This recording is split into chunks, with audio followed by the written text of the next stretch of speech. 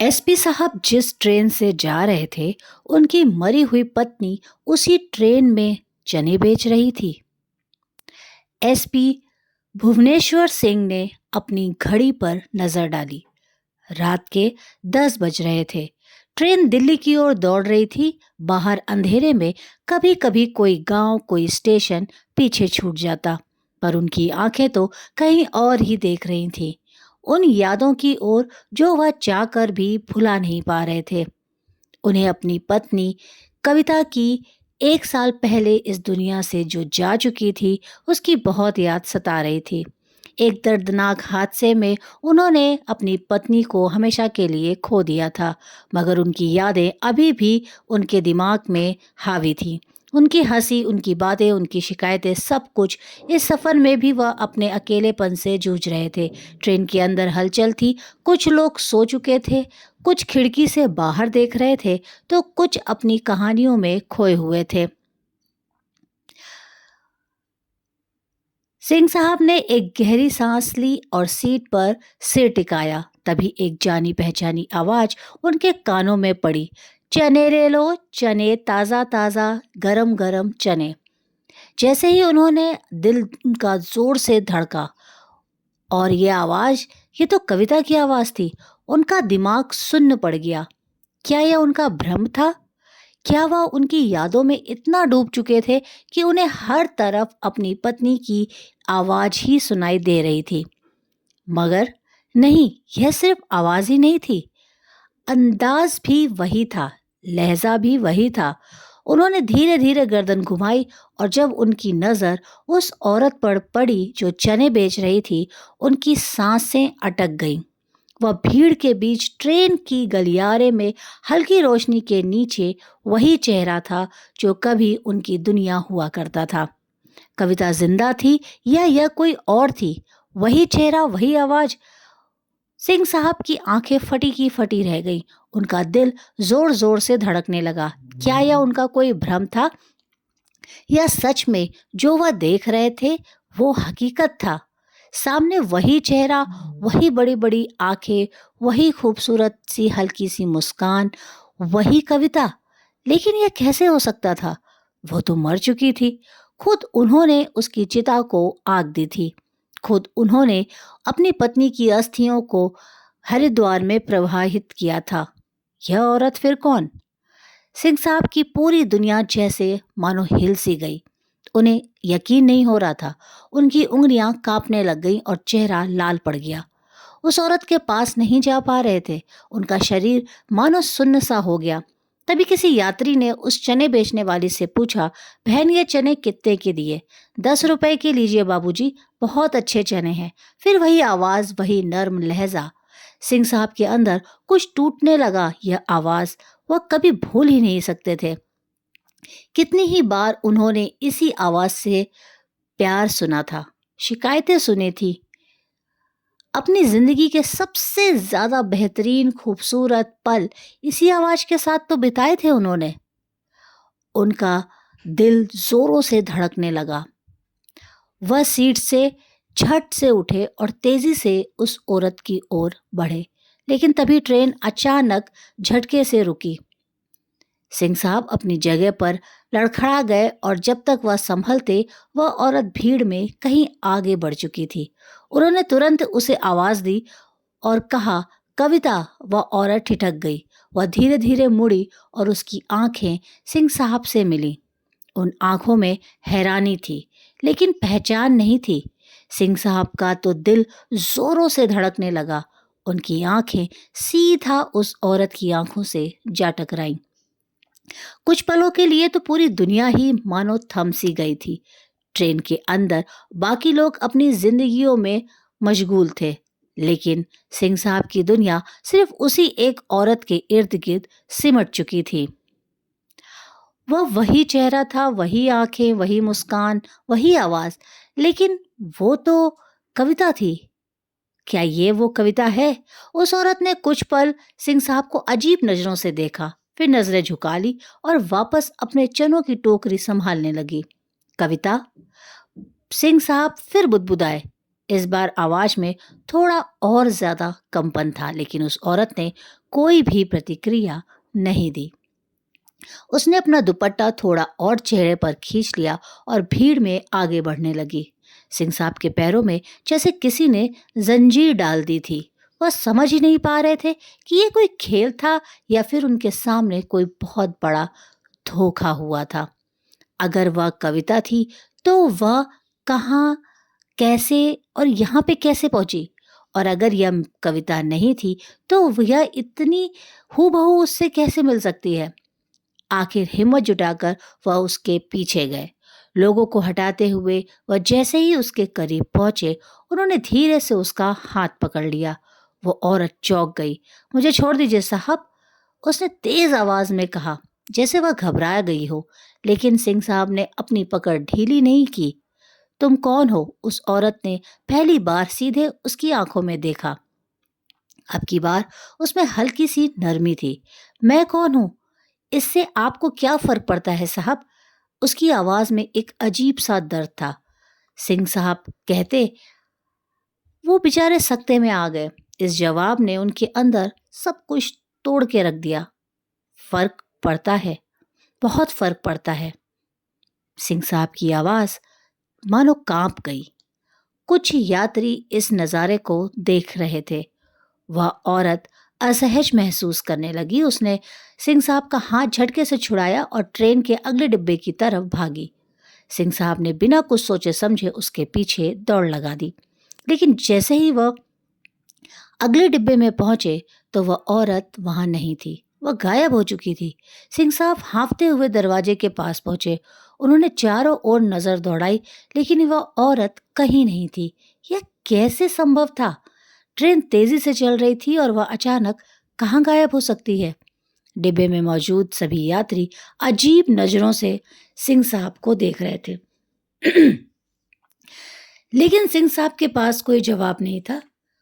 उनका दिमाग तेजी से दौड़ रहा था। क्या यह सच में उनकी कविता थी? अगर हाँ तो वह भाग क्यों रही थी? और अगर नहीं तो बिल्कुल उसकी ही तरह दिखने वाली वो औरत उसी ट्रेन में उसी आवाज के साथ। ये सब कैसा एक इत्तेफाक था? नहीं, यह इत्तेफाक बिल्कुल भी नहीं हो सकता। सिंह साहब अपने अंदर ही बड़बड़ाए। तभी एक बूढ़े यात्री ने पास आकर कहा, बेटा, जिसे ढूंढ रहे हो वह शायद पिछले स्टेशन पर उतर गई होगी। पिछले स्टेशन? लेकिन अगर वह सच में कविता थी तो वह इतनी गरीबों की तरह चने क्यों भेज रही थी? सिंह साहब की आंखों के सामने 1 साल पहले की घटनाएं घूमने लगी।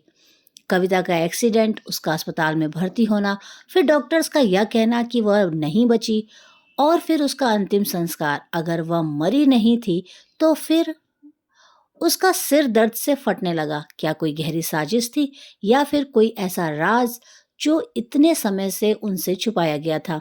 लेकिन अब यह मामला सिर्फ यादों और भावनाओं का नहीं रहा था। यह सच्चाई जानने का सवाल था। सिंह साहब ने तय कर लिया कि वह इस रहस्य की जड़ तक जाएंगे। उन्होंने तुरंत अपनी जेब से मोबाइल निकाला और पिछले स्टेशन की लोकेशन चेक की। अगर वह वहां उतरी थी तो उसे ढूंढ निकालूंगा मैं। सिंह साहब की पकड़ अब सच्चाई तक पहुंचने के लिए और ज्यादा मजबूत हो चुकी थी। उनके दिमाग में तो बस एक ही सवाल घूम रहा था। अगर वो कविता मर चुकी थी तो फिर यह औरत कौन थी? और अगर वह कविता थी तो वह यहाँ तक कैसे पहुंची? उन्होंने तुरंत ट्रेन के गार्ड से संपर्क किया और पूछा कि पिछला स्टेशन कौन सा था। गार्ड ने बताया कि शिवपुर जंक्शन। सिंह साहब ने फौरन अपना मोबाइल निकाला और स्टेशन मास्टर का नंबर निकालकर उसे कॉल किया। मैं एसपी बोल रहा हूँ। अभी शिवपुर जंक्शन पर एक औरत उतरी है जिसकी पहचान मुझे करनी है। क्या आप सीसीटीवी फुटेज चेक कर सकते हैं? स्टेशन मास्टर पहले तो थोड़ा घबरा गया, फिर बोला, साहब मैं अभी कुछ देर कुछ देख नहीं सकता, लेकिन अगर आप यहाँ आ सकते हैं तो हम मिलकर देख लेंगे। ठीक है, मैं अगली ट्रेन से अभी वहां आ रहा हूँ। सिंह साहब ने तुरंत फैसला किया। ट्रेन अभी एक बड़े स्टेशन पर रुकने वाली थी। उन्होंने बिना समय गंवाए बैग उठाया और उतरने के लिए तैयार हो गए। ट्रेन के रुकते ही वह प्लेटफॉर्म पर कूद पड़े और स्टेशन मास्टर के ऑफिस की तरफ दौड़ पड़े। शिवपुर जंक्शन पहुंचने में उन्हें ज्यादा समय नहीं लगा। स्टेशन सुनसान सा लग रहा था, बस इक्का दुक्का लोग ही इधर उधर घूम रहे थे। स्टेशन मास्टर पहले से ही इंतजार कर रहा था। साहब आइए, मैं आपको फुटेज दिखाता हूँ। सिंह साहब जल्दी से ऑफिस के अंदर घुसे। स्क्रीन पर वीडियो चलने लगा और वहां कैमरे में वही औरत दिखी। वही जल्दी जल्दी प्लेटफॉर्म से बाहर जा रही थी, लेकिन जैसे ही वह बाहर पहुंची, एक आदमी पहले से वहां खड़ा था। उस आदमी ने इधर उधर देखा, फिर जल्दी से उसे एक गली की तरफ ले गया। सिंह साहब की आंखें सिकुड़ गईं। वह कौन है? स्टेशन मास्टर ने सिर हिलाया।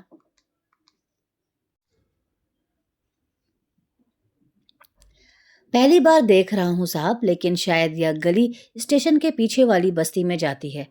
सिंह साहब ने तुरंत तय किया कि वह उस बस्ती तक जाएंगे और पता लगाएंगे कि वह औरत कौन थी और किसके साथ गई थी। उन्होंने गहरी सांस ली और अपनी होल्स्टर में रखी पिस्तौल पर हाथ फेरा। अब यह सिर्फ एक इमोशनल सफर नहीं था, बल्कि एक रहस्य को उजागर करने की जंग थी। सिंह साहब ने स्टेशन मास्टर को धन्यवाद दिया और तेजी से बाहर निकले।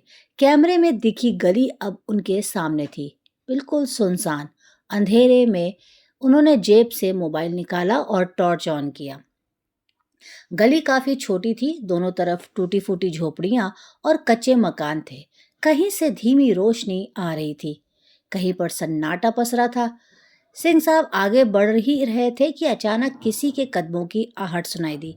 उन्होंने तुरंत अपनी पिस्तौल निकाल ली और आवाज की दिशा में ध्यान लगाया। कोई तो था। गली के आखिरी छोर पर एक परछाई हल्की रोशनी में हिलती हुई दिखाई दी। सिंह साहब से आगे बढ़े। जैसे ही वह मोड़ के पास पहुंचे, एक दरवाजा धीरे से बंद होता दिखाई दिया। उन्होंने बिना समय गवाए दरवाजे तक पहुंचकर जोर से खटखटाया। कौन है? अंदर से एक महिला की आवाज आई। पुलिस, दरवाजा खोलो। सिंह साहब की आवाज सख्त थी। कुछ पलों तक सन्नाटा रहा, फिर दरवाजा धीरे धीरे खुला। अंदर जो औरत खड़ी थी, उसे देखते ही सिंह साहब की सांस अटक गई। वही चेहरा, वही आंखें, वही कविता, लेकिन इस बार उसके चेहरे पर डर था। सिंह साहब दरवाजे के सामने खड़े रहे। सामने वही चेहरा था जिसे उन्होंने 1 साल पहले खो दिया था, लेकिन इस बार उस चेहरे पर अजीब सा सूनापन था। डर था, घबराहट से भरा हुआ था। कुछ पल तक दोनों एक दूसरे को देखते रहे। फिर सिंह साहब ने कांपती आवाज में कहा कि कविता। उस औरत की आंखों में हलचल हुई, जैसे वह यह नाम सुनकर चौंक गई हो, लेकिन अगले ही पल उसने खुद को संभाल लिया। आप कौन हैं? उसने शांत लेकिन कटीली आवाज में पूछा। सिंह साहब ने अपना परिचय दिया और जैसे ही किसी ने उसके सीने में छुरा घोंप दिया। यह क्या मजाक है? कविता, तुम जिंदा हो? उस औरत की आंखों में अब संदेह झलकने लगा। मुझे नहीं पता आप किसकी बात कर रहे हैं। मेरा नाम तो मीनाक्षी आपकी कविता नहीं है। भानु प्रताप को अपने कानों पर भरोसा नहीं हुआ। उन्होंने एक कदम आगे बढ़ाया। झूठ मत बोलो, मैं तुम्हें पहचानता हूँ। तुम्हारी शक्ल, तुम्हारी आवाज, तुम्हारा हर हाव भाव, सब कुछ मेरी कविता जैसा है। उस औरत ने घबरा कर दरवाजे के पीछे हटने की कोशिश करी, लेकिन तभी अंदर से किसी बच्चे के रोने की आवाज आई। सिंह साहब के पैरों से मान लो कि जड़ हो गया। बच्चा? औरत ने तुरंत आवाज बंद करने की कोशिश की, लेकिन सिंह साहब ने झटके से उसे धक्का देकर दरवाजा खोल दिया। सामने एक छोटा सा बच्चा खड़ा था, महज 3-4 साल का। सिंह साहब की आंखें चौड़ी हो गईं। उस बच्चे की शक्ल उनसे मिलती थी। उनके दिमाग में एक विस्फोट सा हुआ। यह बच्चा कौन था? और अगर वह कविता थी तो 1 साल पहले जो हुआ था वह झूठ था। सिंह साहब के पैर कांपने लगे। सामने वही औरत खड़ी थी जिसे वह अपनी पत्नी मानते थे, जो 1 साल पहले मर चुकी थी, और उसके पीछे खड़ा था एक बच्चा जिसकी शक्ल उनसे मिलती थी। कमरे में गहरा सन्नाटा छा गया। उस औरत ने तुरंत बच्चे को अपनी गोद में उठा लिया और पीछे हट गई। उसकी आंखों में घबराहट थी, लेकिन सिंह साहब की आंखों में सवालों का तूफान उमड़ रहा था। ये बच्चा कौन है? उनकी आवाज भारी थी और औरत चुप रही। सिंह साहब ने एक कदम आगे बढ़ाया। तो मेरी पत्नी कविता हो, है ना? या फिर मुझे इतने सालों से धोखा मिल रहा था। औरत की आंखें भर आईं। उसने कांपते हुए कहा, मैं आपको नहीं जानती। आप चले जाइए। लेकिन सिंह साहब अब पीछे हटने वालों में से नहीं थे। उन्होंने जबरदस्ती कमरे के अंदर कदम रखा और चारों ओर नजर दौड़ाई। कमरा छोटा था, दीवारों पर जगह जगह सीलन थी, लेकिन कोने में एक पुराना ट्रंक रखा था। ट्रंक का ढक्कन आधा खुला था और उसमें से कुछ ऐसा दिखा जिसने सिंह साहब के रोंगटे खड़े कर दिए। वहां उनकी और कविता की शादी की तस्वीर पड़ी थी। सिंह साहब ने कांपते हुए उस तस्वीर को उठाया और कविता की तरफ देखा। आप भी कहोगे कि तुम मुझे नहीं जानती? कविता की आंखों में आंसू थे। वह सुबकते हुए दीवार के सहारे बैठ गई और बच्चा उसकी गोद में आकर दुबक गया। अब सच छुप नहीं सकता है, सिंह साहब ने धीरे से कहा। कविता, सच बताओ, तुम जिंदा कैसे हो और इस एक साल में तुम कहाँ थी? कविता की आंखों में गहरी तकलीफ झलक रही थी। उसने धीरे से सिर उठाया और कांपती हुई आवाज में कहा, सच बहुत दर्दनाक है भानु, और शायद तुम इसे जानने के लिए तैयार नहीं हो। कविता की आंखों से आंसू बह रहे थे, लेकिन भानु प्रताप अब और इंतजार नहीं कर सकते थे। उन्होंने ठंडी आवाज में कहा, अब सच छुपाने का कोई फायदा नहीं है, मुझे सब कुछ जानना है। कविता ने गहरी सांस ली। उसने अपनी गोद में बैठे बच्चे को सीने से लगाया, फिर कांपती हुई आवाज में बोली, जिस दिन मेरा एक्सीडेंट हुआ था उस दिन मैं मरी नहीं थी, मुझे मारने की कोशिश की गई थी। सिंह साहब का पूरा शरीर सुन्न पड़ गया। क्या? मारने की कोशिश? कविता ने धीरे से सिर हिलाया। उसकी आंखों में खौफ उतर आया था, जिसे वह फिर से उसी रात को जी रही थी। एक्सीडेंट के बाद जब मुझे अस्पताल ले जाया गया तब मैं अधमरी थी, लेकिन उससे पहले ही किसी ने मुझे वहां से गायब कर दिया। सिंह साहब की सांसें अटक गईं। किसने? कविता के होठ कांपे। उसने धीमे स्वर में कहा, तुम्हारे ही घर के किसी अपने ने। सिंह साहब का दिमाग झन्ना गया। कौन था वो? और उसने ऐसा क्यों किया? कविता की आंखों में नफरत और डर एक साथ झलकने लगा। उसने बच्चे के सिर पर हाथ फेरा और फर्श की तरफ देखते हुए बमुश्किल कहा, तुम्हारे भाई अजय ने। सिंह साहब को लगा जैसे किसी ने उसके दिल पर वार कर दिया हो। उनका अपना भाई? लेकिन क्यों? उन्होंने आगे बढ़कर कविता के कंधे पकड़ लिए। कविता, पूरा सच बताओ, आखिर अजय ने ऐसा क्यों किया? कविता की आंखों से फिर आंसू बहने लगे, क्योंकि उसे डर था कि वह बच्चा उसकी दौलत छीन लेगा। सिंह साहब की मुट्ठियां भींच गईं। उनका अपना भाई अजय, उसने कविता को मारने की कोशिश की और वह बच्चा। सिंह साहब का गला सूखने लगा। उन्होंने कांपती आवाज में पूछा, क्या मतलब? वह इस बच्चे से अपनी दौलत खोने से क्यों डरता था? कविता ने बच्चे को और कसकर पकड़ लिया, जिसे उसे किसी अनदेखे खतरे से बचा रही हो। फिर उसने धीमी कांपती आवाज में कहा, क्योंकि यह बच्चा तुम्हारा वारिस है भानु। भानु सिंह की आंखें फटी की फटी रह गई। उन्होंने झटके से बच्चे की ओर देखा। उनके अंदर की पुलिस की तेजी और एक पति और पिता की भावनाएं आपस में टकरा रही थी। तुम कहना चाहती हो कि अजय को यह बच्चा रास्ते का कांटा लग रहा था? कविता ने सिर झुका लिया। जब मैं प्रेग्नेंट थी तब अजय को पता चल गया था कि तुम्हारी सारी प्रॉपर्टी और पिता की दौलत तुम्हारे बेटे के नाम होने वाली है। उन्हें लगा कि अगर मैं यह बच्चा रास्ते से हट जाए तो सब कुछ उन्हीं का होगा। भानु सिंह की आंखें तेज हो गईं। उनके दिल में गुस्से और दर्द की लहर उठी। इसलिए उसने तुम्हें मारने की कोशिश की? कविता की आंखों में आंसू झलक पड़े। उसने मेरी गाड़ी के ब्रेक फेल करवा दिए थे भानु। अब सारी कड़ियां जोड़ने लगी थी, लेकिन तुम बच गई। फिर कविता ने सिर हिलाया। हाँ, लेकिन अस्पताल पहुंचने से पहले ही अजय के आदमियों ने मुझे वहां से उठा लिया। मुझे मरा हुआ दिखाने के लिए उन्होंने किसी और का जला हुआ शव तुम्हें सौंप दिया और तुमने उसे ही मेरी लाश समझकर अंतिम संस्कार कर दिया। भानु सिंह के पैरों तले जमीन खिसक गई।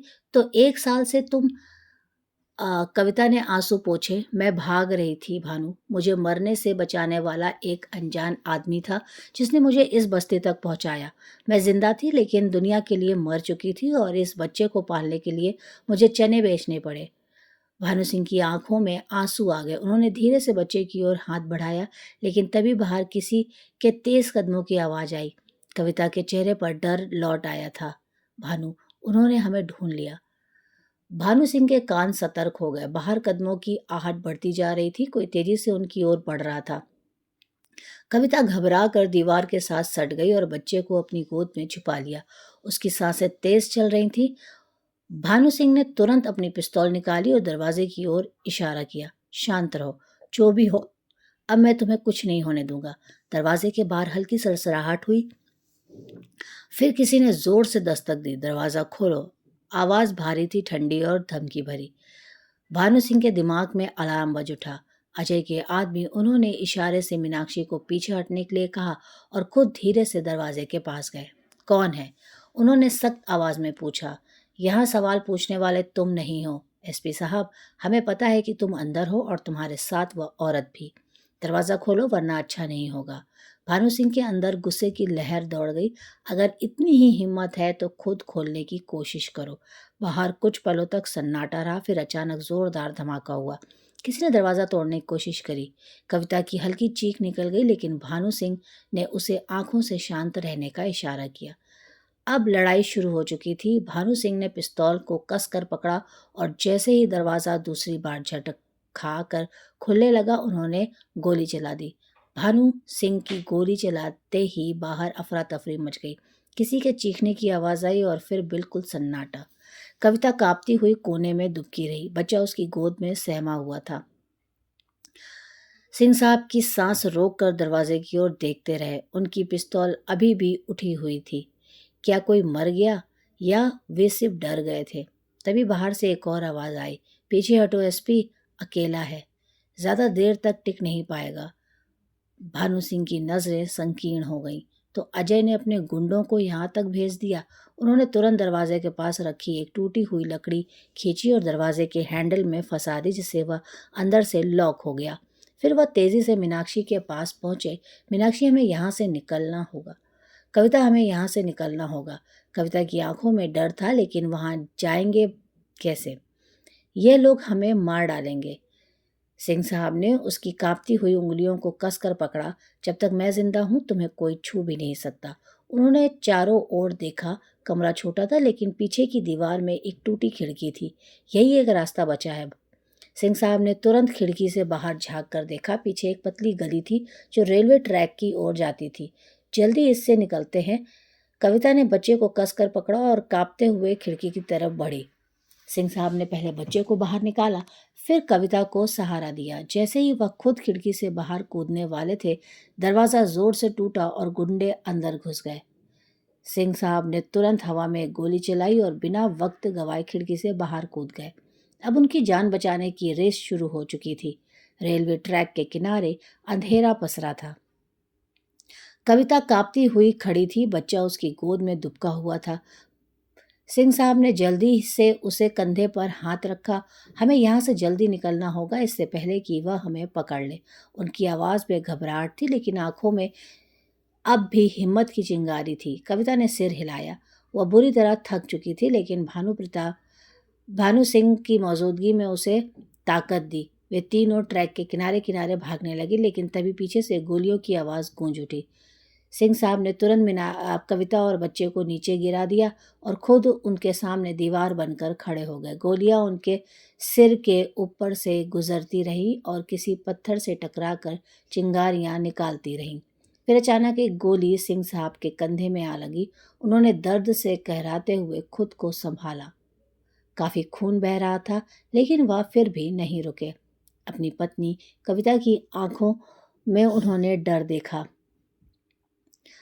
सिंह साहब ने हाथ उठाकर उसे चुप कराया। डरो मत, मैं ठीक हूं, तुम बस बच्चे को लेकर आगे बढ़ो। लेकिन तभी उनके भाई की आवाज़ सुनाई दी। भागने का कोई फायदा नहीं, मैं तुम्हें और तुम्हारे परिवार को मिटाने आया हूँ।